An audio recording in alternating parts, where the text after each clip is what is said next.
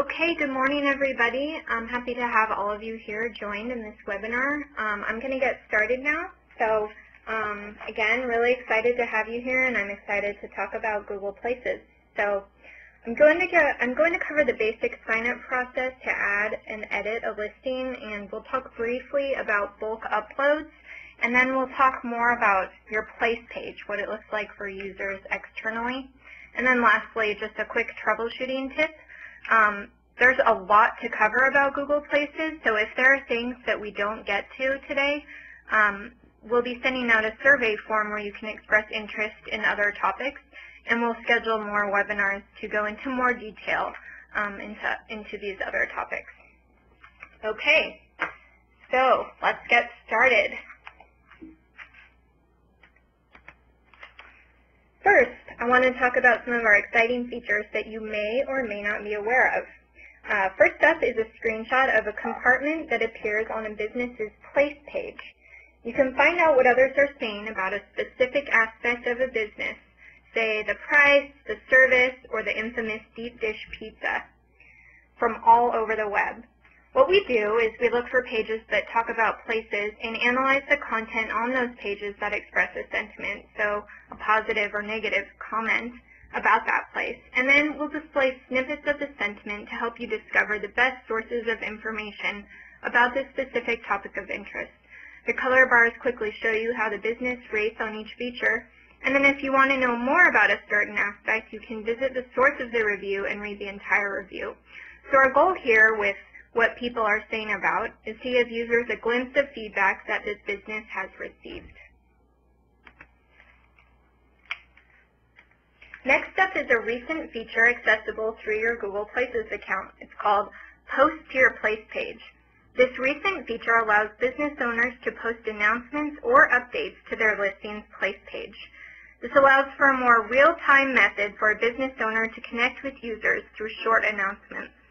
Some of the great things that you can announce are free trips and guac before 7 p.m. or we're closed this Friday for restocking our inventory, things like that. And once you post this update, it will appear on your business's place page within minutes.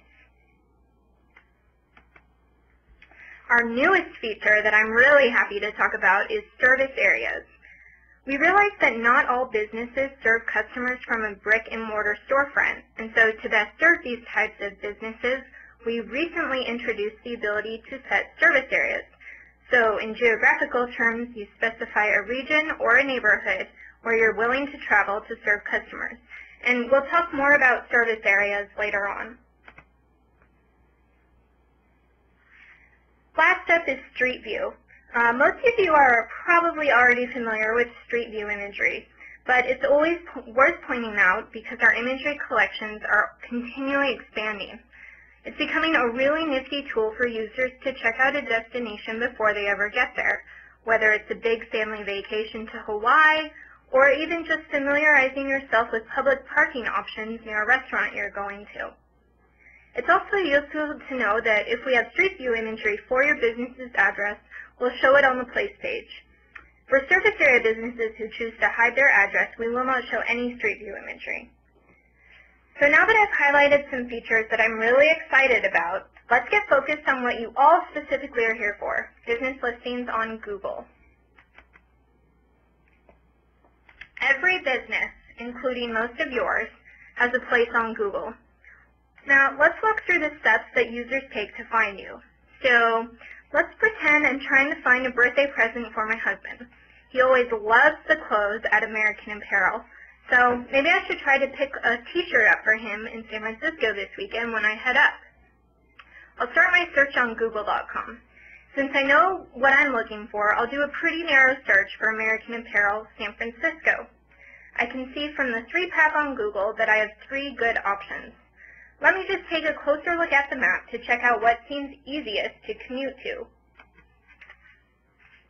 Now that I'm on maps, I can see more specifics about each store's location, major cross streets, and I can tell which freeways are closest to which stores. Oh, perfect! I see a location on Union Street. That's actually really convenient that it's close to Lombard. I'm kind of curious if they have their hours of operation available, so let me check out more details about this store. I'll go ahead and click More Info to find out more. Now, I'm on American Apparel's place page for the Union Street location. Hopefully you can see closely all of the great information that's provided on this business's place page. There are some great photos of the interior of the store, information about Wi-Fi, a note about an award they won, which is Label of the Year in 2008. Pretty awesome. I can also tell that this listing contains information directly from the business owner. You can see that above the image of the interior of the store, there is an owner verified listing stamp to show that this is a Google Places verified listing. Once I figure out where to go to buy my husband a shirt, I figure I may as well try and look nice and take it up a notch. So I decide I'll get my nails done after this. So I'm trying to figure out where to get my nails done, so I'll go through the steps of searching on Google, then to Maps, and then to check out a nail salon that happens to be nearby me in the Pacifica.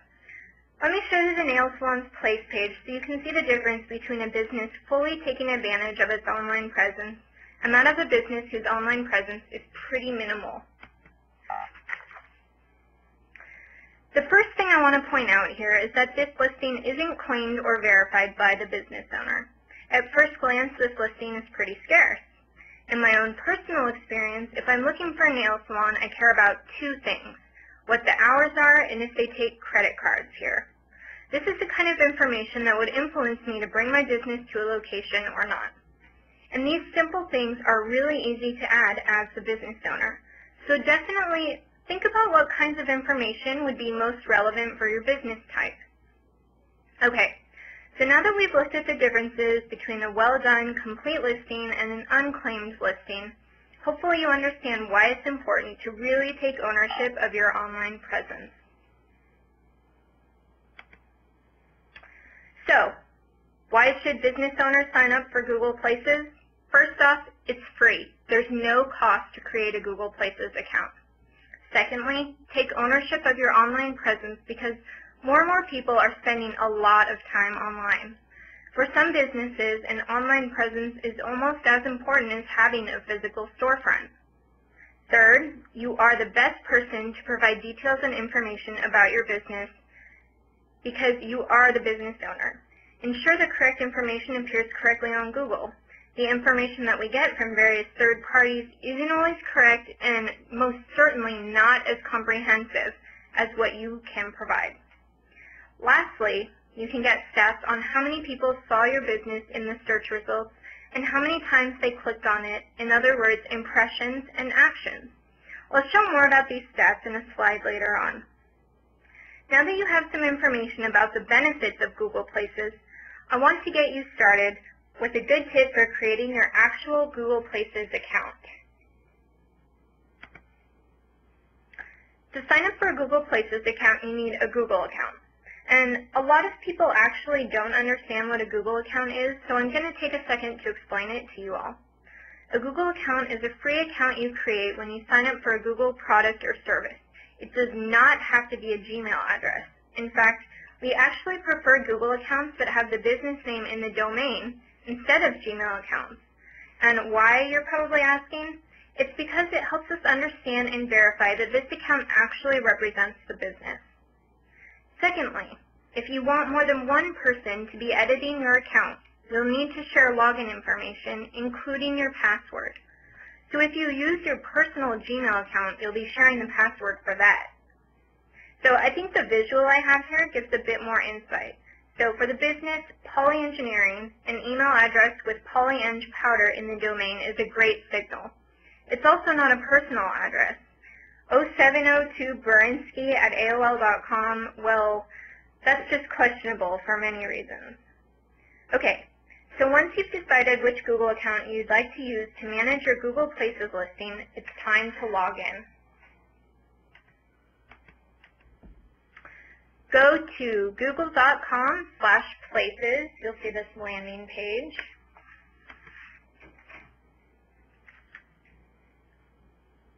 Choose Add New Business. There's another option right below for uploading data files if you manage more than 10 locations, and I'll cover that briefly after I walk you through all of these steps coming up. So go ahead and click Add New Business. So you'll see a similar page to this to add your business listing information. So hopefully this looks familiar to some of you who've already done this. So next I'm going to walk you step by step through each field to provide guidance on how to input your information. And for those of you who manage business locations through bulk uploads, a lot of this information is actually really relevant, even though you're adding the listings in a spreadsheet. So still pay attention. This first line here seems like it should be really obvious, right? Your company/organization. This is really important. You must represent your business online the same as it is in the real world. So the business I'm entering here is Poly Engineering. This is the business title on my letterhead and on the sign. So this is what I should put on Google. An inappropriate title here would be something like Poly Engineering, sandblasting, powder coating on metal, rust prevention, and more. That's not my company letterhead, nor would it even fit on there, so it shouldn't be on my Google listing. So I hope this makes sense to you all. Let's continue down the sign-up flow. Next up is street address. It's crucial that you put the correct street address here for two reasons. One, you want customers, right? Then give the correct address so we put the map marker in the correct location. Secondly, we need to verify that the business actually exists here. So if you're a home-based business and are concerned about your address showing, or if there's simply no way customers can come to you, so if you operate a mobile service, you'll be able to hide your address later. Since you can later hide your address, don't use a P.O. box and don't use an intersection or street name in place of a real address. Again, this is really important. Okay, let's continue down to phone number. On the phone number, make sure you provide the most local phone number that is available. Be careful of the format here. You want to make sure you input numbers only. And my classic example is when I'm staying at a hotel. If I leave my wallet at the hotel and I need to see if housekeeping picked it up, I need the phone number of that hotel's front desk. If I look up the hotel and find a 1-800 reservation number, I'm going to be sent on a wild goose chase. So the moral of the story is give the phone number of that location. And if you want to include that 1-800 number, the reservations line, you can do this in an alternative phone field. So next up is email address. This is an optional field. Only include an email address here if you have a publicly available email address. And don't give your Google email address unless you're prepared to actually receive emails here. Okay, let's continue.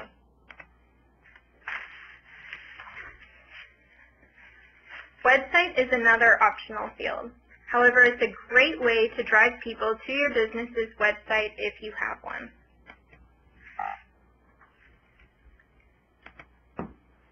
The description field allows you to provide users with the most helpful information relevant to this business. Especially if your business name isn't very descriptive, the description lets you go into more detail. So, for instance, Poly Engineering is kind of an obscure title of a business. I wouldn't really know what it was if it weren't a family business. So I'm going to use the description field to explain what exactly Poly Engineering is and what we do. The key takeaway here, provide quality, readable descriptions that you want to show up on your place page. Okay, so now we're going to talk about categories. Every business listing must have at least one Google suggested category. How do you get a Google suggested category? Just start typing the first few letters of the category you would use to describe your business. You'll see some suggestions come up. So choose the one that best describes your business. After you've chosen one Google category, you can enter up to 4 more customized categories. So if the Google category you choose isn't as narrow as your business type, you can use a customized category to get more granular. For the powder coating business, at least one of the categories to describe this business was found by Google. I added a few more to make sure I encompass every service that this business offers. All right, so we're done entering the basic information here. We are about halfway done.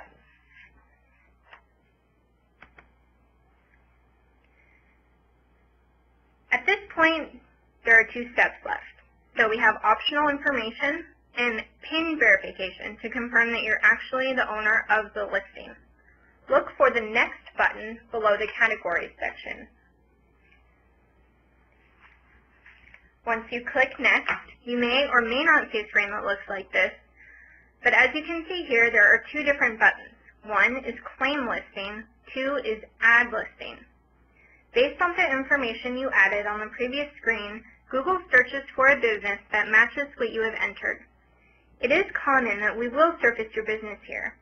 If we show you a business that matches, go ahead and click Claim Listing.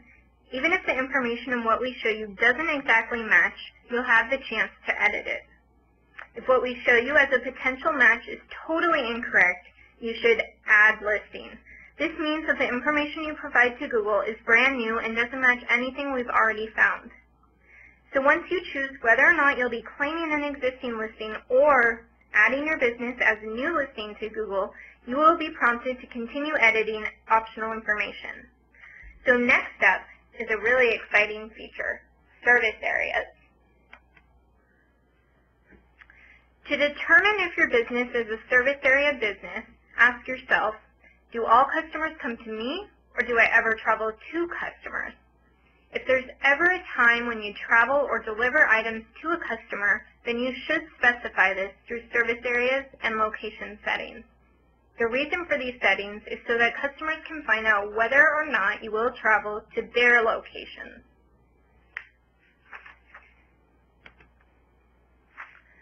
So when you click Yes, the default settings will enable a service area of 20 miles from whatever city center you want to enter. If you aren't sure about how far away Sacramento is and your business is in San Francisco, play around with the mileage and hit Update Preview to see what is accurate. If you serve only specific neighborhoods or specific cities, you can also specify these by entering a variety of location information, such as postal code, city, state, or even a neighborhood. Let's check out the next slide to see how that works. So here you can see I've entered SF Bay Area and also San Jose. Essentially, I will travel as far north as what looks like Rohnert Park in the North Bay, and as far south as San Jose, and then everything in between. Each time you enter a new area, the polygon will update on the map. So the last step here is to decide whether or not you want to hide your address. On the next slide, I'll cover that. Okay, so below the option to enable service areas is a checkbox that says, do not show my business address on my Maps listing. Hiding your business address is perfect for home-based businesses or businesses who are strictly mobile. When you update this setting, your marker will appear as a circle on Maps, and users cannot see its precise location. So at this point, we've already covered how to add information to a lot of required fields. Now let's walk through some of the additional attributes you can specify for your business listing. This is just a screenshot of some of the additional details you can add to your listing. I'm going to move right to the next slide. First, we have hours of operation. This is pretty self-explanatory, but think of how incredibly useful this is to users. Remember my slide with the nail salon? I wanted to know the opening and closing hours of that nail salon before I attempted to go there. If I can confirm online that one place is open and I'm unsure about another, I'm going to go to the nail salon, which told me it's open at that time. The other cool thing with hours of operation is that you can split up your hours in a day. So if you're a restaurant, specify what your lunch and dinner hours are, or if you're a traditional boutique, for instance, and you close for lunch, you can specify this as well. The bottom line here is that customers will really appreciate you giving this information. The next field you can edit is the payment options field. This field is also really self-explanatory, so I'm just going to keep walking through. Next up is the option to add photos and videos to your listing. Each of these colorful additions to your place page are a great way to showcase whatever you want about your business. For a lot of businesses, showing the finished product or the interior of a business is really important. Specifically for my family business, which does powder coating on metal, People only care about the quality of the finished product. So I chose to add images of some of the work that the business has done. Let me walk you through some of the specifics for adding photos. So you can add up to 10 photos through your Places account. You can either upload them from your computer or just provide the URL of the image. If you have a website with photos, you can just grab the URL of those photos from your site, which is actually what I did. Okay, so let's move to videos. Videos are also a great way to spruce up your listing. Adding videos to your listing takes a few steps outside of the Google Places account unless you already uploaded your videos to YouTube. If your videos are already on YouTube, you simply have to paste the URL. If you haven't uploaded your videos to YouTube, you'll have to go to youtube.com, create a YouTube account, then upload your video to YouTube. Once it's uploaded, you'll be able to copy the URL and paste it back in your Google Places account. So with videos, you can add up to 5 total. Okay, so we'll continue down to the next step of the field named Additional Details.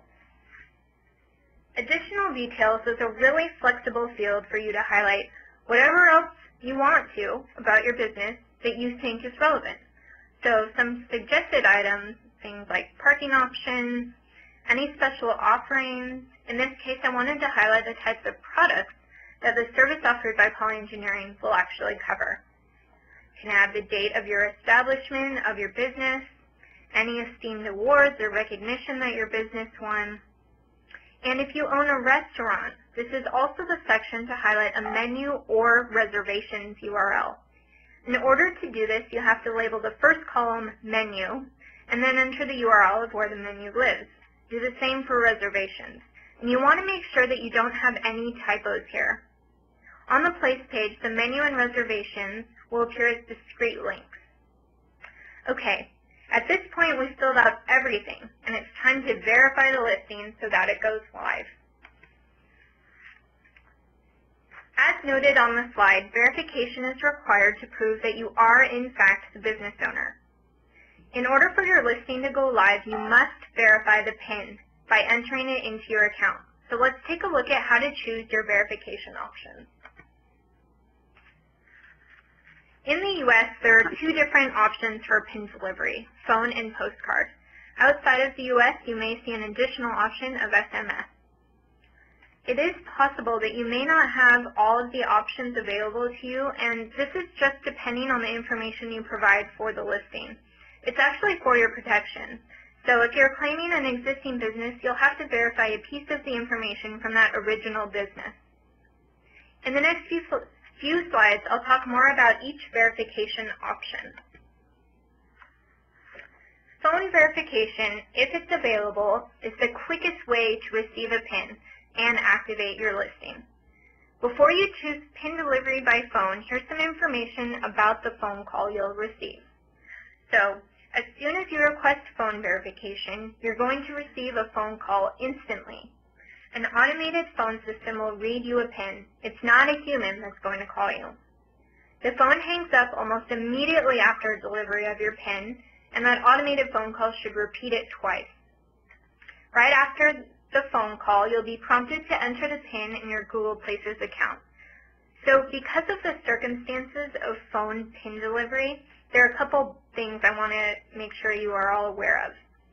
If nobody is available to answer the business phone, or if the person picking up your business phone is not ready for the phone call, this won't work. If you have an automated phone system, a phone tree, or are just unavailable to take a call when prompted to verify, request a PIN via the mail option. Each time you request a phone call or a mailer, the PIN will change, so make sure you use the last PIN you requested.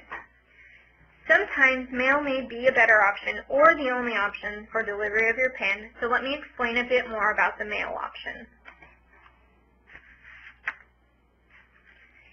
If phone isn't available or won't work for your business, you can request a postcard that contains a PIN. Once you request this postcard, you'll have to wait about 1 to 3 weeks. Postcards are sent through standard mail. When you request a postcard, you won't have the ability to request another one for a full 7 days, because likely your postcard is on the way, right?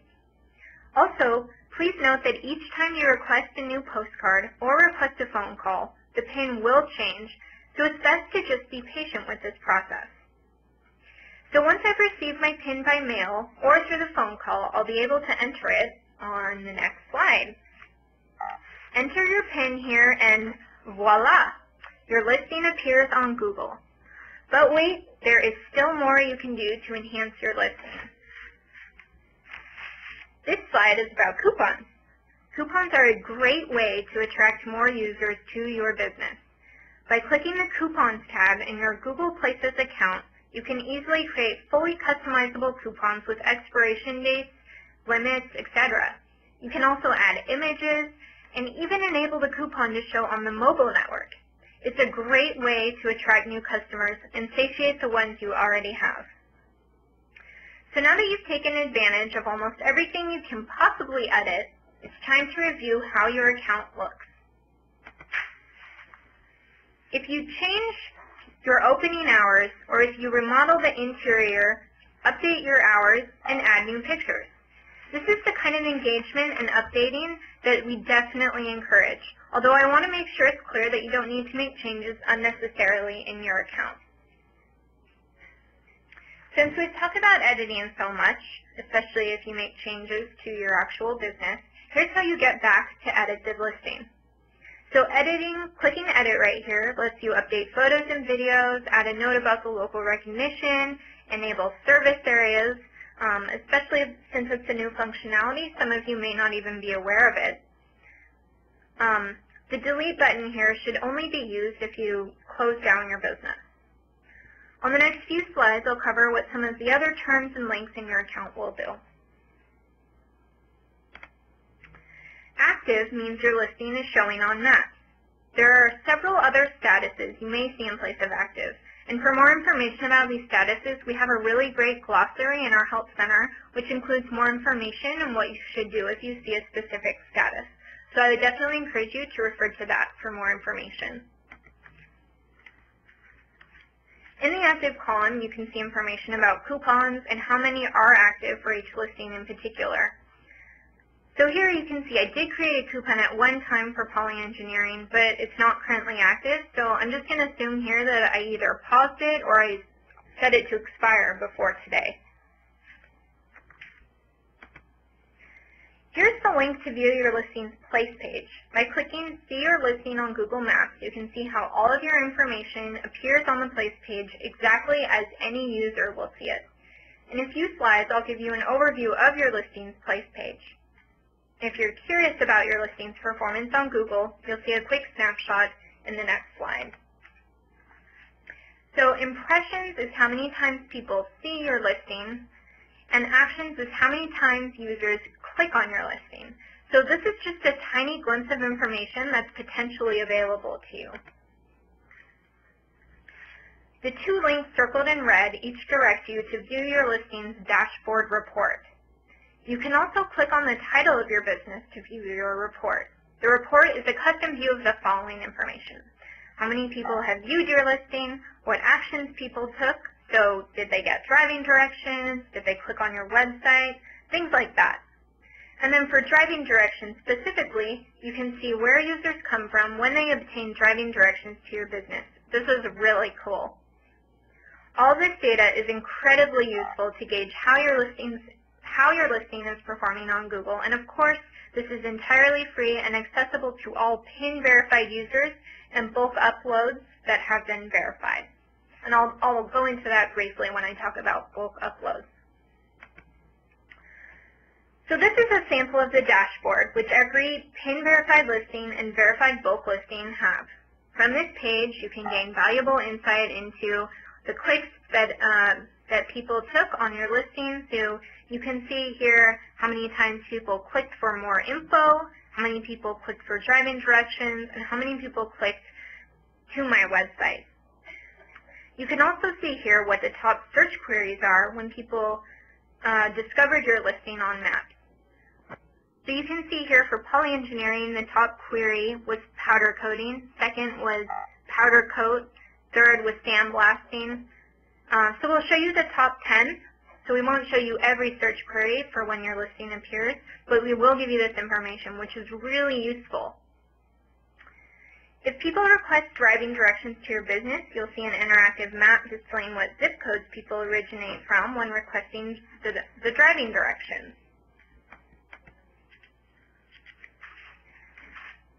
This is the interactive map that lets you visualize the top 10 zip codes of customers who obtain driving directions to your business. This type of information is super valuable, and we've heard stories from businesses who have even opened like a sister store in another region of the San Francisco Bay Area due to the high volume of customers from the East Bay.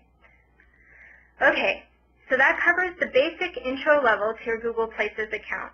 Once you've done everything you can through editing and pin verifying, your listing should appear correctly on Maps. And voila, success! A lot of you may be part of large organizations where pin verifying listings isn't scalable because there are so many locations. So I do want to mention a few things about the alternative to pin verifying your listings. So if your company has at least 10 locations, you can create a bulk upload to add your business locations. So this is our scalable solution for business owners to still get their businesses on Maps. So when you log into google.com/places, you're going to want to choose Upload a Data File. You're going to want to follow the instructions here to create your bulk upload. And there are links on this page which takes you to very detailed instructions. A couple of things to keep in mind with your bulk uploads that differ from adding listings one by one. First of all, service areas aren't enabled yet for bulk uploads. We're working on this though.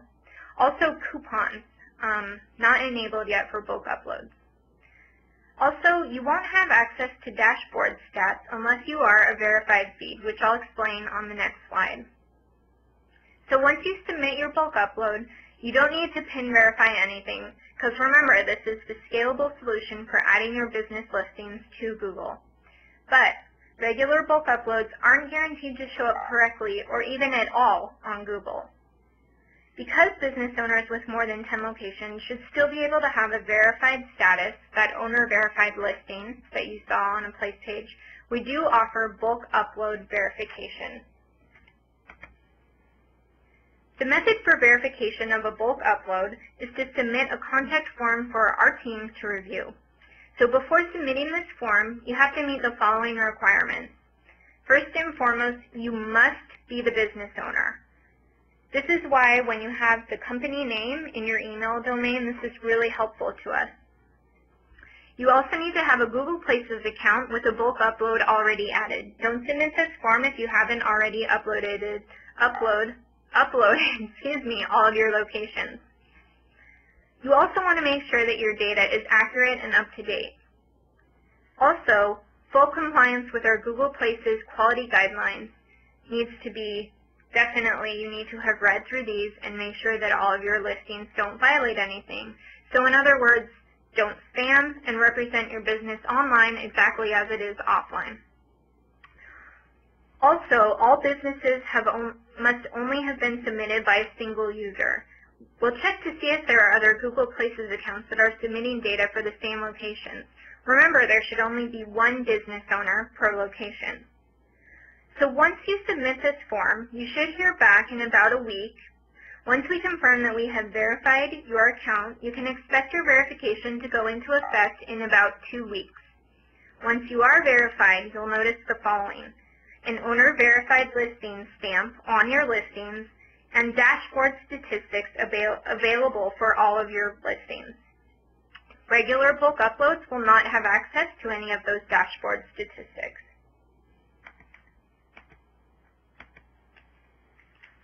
So now at this point, we've successfully uploaded our file and requested bulk upload verification. So if there are folks here who would like more detailed information about bulk uploads, please fill out our survey afterwards and express this interest so that we can schedule another webinar on this topic. I want to make sure we cover everything that you all have questions about. So we've covered a lot of internal account items now, so I'd like to switch gears to talk about your listings place page. Let's get started with a brief overview of your listings place page. So keep in mind that this overview of place page is applicable to all listings, not just yours. Your listing's place page won't look any different to you as a business owner than it does to any user who's looking at it. So first off, let's talk about the owner verified listing label, and I'll also mention some of the other labels you may see here. Owner verified listing label. This badge appears for listings that have been verified by the business owner. These listings have been updated and improved by their business owner so that the information about a business is as accurate as possible. And this applies to all listings, so remember that. You may see something, edit this place, that appears there. And if you see incorrect information appearing in the place name, phone number, homepage, category, address, or marker location, you can actually edit this information directly in Maps. All you have to do is click Edit This Place at the top of the place page to edit the business listing, make your changes, and then click Publish, and voila, you've made the edit.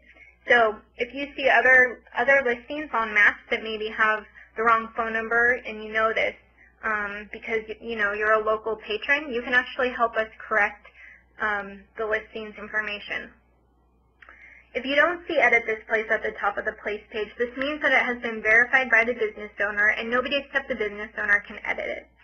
Or you're not able to make edits in your country just yet, but don't worry, we're working hard to make this available in all countries. Another label you might see here is business owner with a question mark. This is another entry to be able to go in and claim your listing through your Google Places account. And you'll go through a lot of the steps that I already went through. So this is pretty much a similar screenshot as the previous slide, but I just want to talk about all the information that appears here, so the general information and details. Here you can find out all of the basic information about a business, from the address and phone number to how to get there by public transportation. And if you're the business owner, remember again, you can update and edit this information in your Places account. Now we're going to talk briefly about photos and videos. So photos and videos on the place page can come from a variety of sources across the web, and this is really important to remember. So business owners, if you verify your business, you can upload up to 10 photos and videos to share with users. But other photos may appear here that come from various sources, and you can click on the photo thumbnail to visit its source. So as you can see on this screenshot, there aren't any from other sources. That's only because this business Polyengineering is a very niche business, but a lot of other businesses do have photos that could come from anywhere like TripAdvisor.com, even someone's blog if they write a nice article about a hotel they stayed at and take pictures. Things like that could actually appear here, and we'll always attribute the source. So just remember that. So reviews. These are reviews for a different business because Polyengineering actually didn't have any. But I want to talk about reviews. Reviews come from two main sources. There's third-party reviews that we take from across the web, and there's also reviews written by Google Maps users. When the information on the third-party website, such as Yahoo or TripAdvisor, something like that, matches the information for a particular listing, Google associates third-party reviews with business listings. And that green URL next to each review indicates its actual source. And if the source is maps.google.com, then it's a review written on Google Maps. So reviewing a business is actually really easy as well. First off, you need to be sure you're signed into your Google account, and then from there you click Write Review on the place page. Once you've graded and reviewed the business, simply click the Save button. And this is a good pointer. Once you've left a review for a business, you can always go back and edit a review that you've previously left. A lot of people don't actually realize they can do this. So ranking of reviews in Google Maps is completely automated. We can't manually change the order of the individual reviews, even if you request it. So since we don't have a whole lot of time, I want to share a great resource with you all. This link right here, and I'll send this around as a follow-up with a link to this video and with all of the resources. So it's a link to an interactive guide to your place page. And here with this interactive tour that you take, you basically can take a deep dive into every single thing that you could see on your place page. Okay, so let's take a moment to digest all this information. Take a deep breath, and I want to show you all one item which will hopefully help you out a ton, and it's called Report a Problem. On Google, sometimes there are other old verified listings whose information may also appear in your listing. If the information in your account appears correct, but there is wrong information on your place page, you should always use Report a Problem.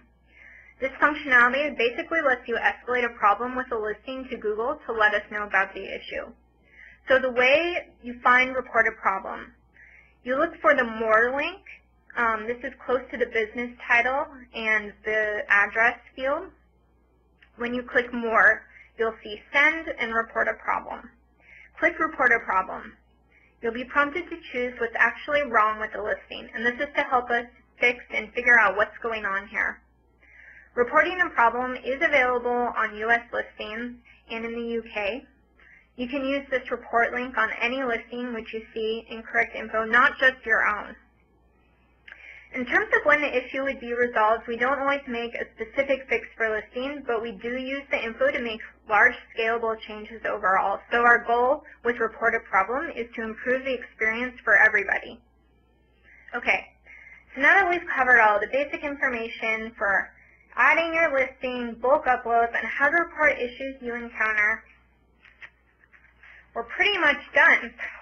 So I want to thank you all very, very much for attending this webinar.